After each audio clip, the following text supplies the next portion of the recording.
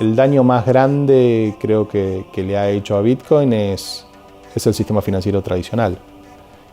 El que no lo entendió, porque tenés muchos también dentro del sistema financiero tradicional que no solo lo entendieron, sino que están trabajando con Bitcoin o con la tecnología.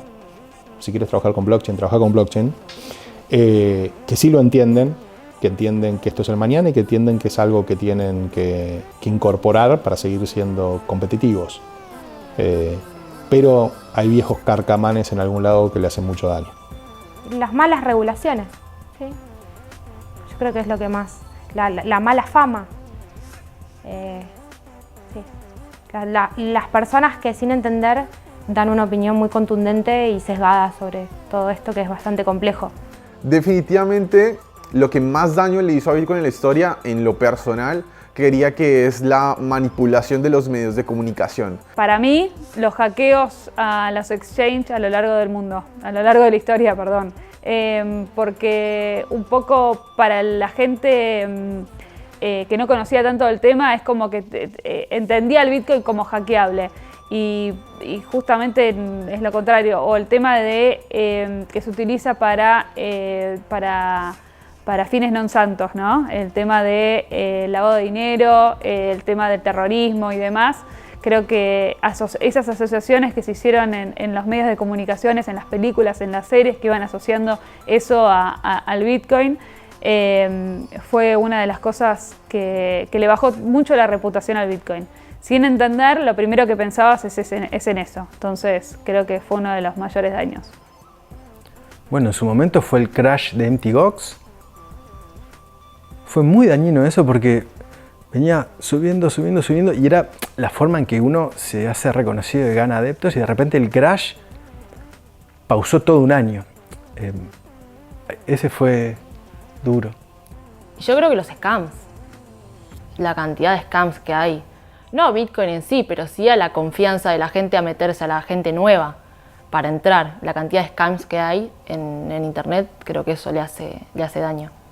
Yo creo que la ignorancia es lo que más daño le hace, que la gente no lo ve como un objeto especulativo y cuando cae se aburre o que no quiere investigar acerca de realmente qué es esto. La negación del objeto que ya existe es realmente lo que más daño le hace. Creo que eso es lo que más daño, simplemente negar algo porque no lo entiendo.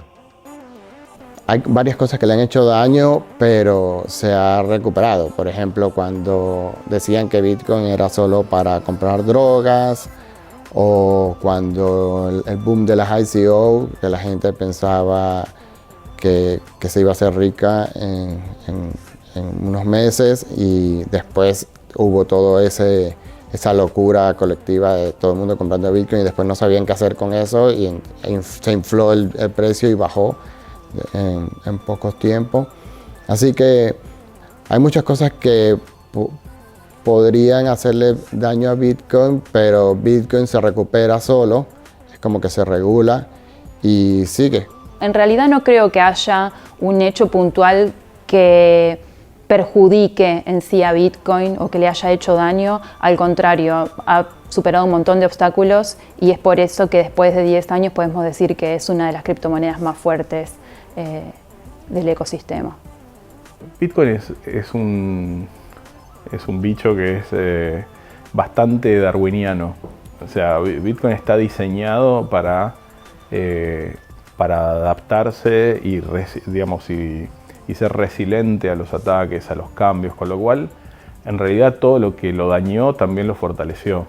Entonces no hay algo que yo diría, bueno, lo dañó. Obviamente hay cosas que demoran la adopción, el desarrollo de Bitcoin. No sé, todos los temas de los marcos regulatorios, negativos y a veces que no tienen ningún racional, o sea que son simplemente basados en temor a lo desconocido, a lo nuevo, y frenan en la adopción y el desarrollo de Bitcoin en un montón de lugares del mundo.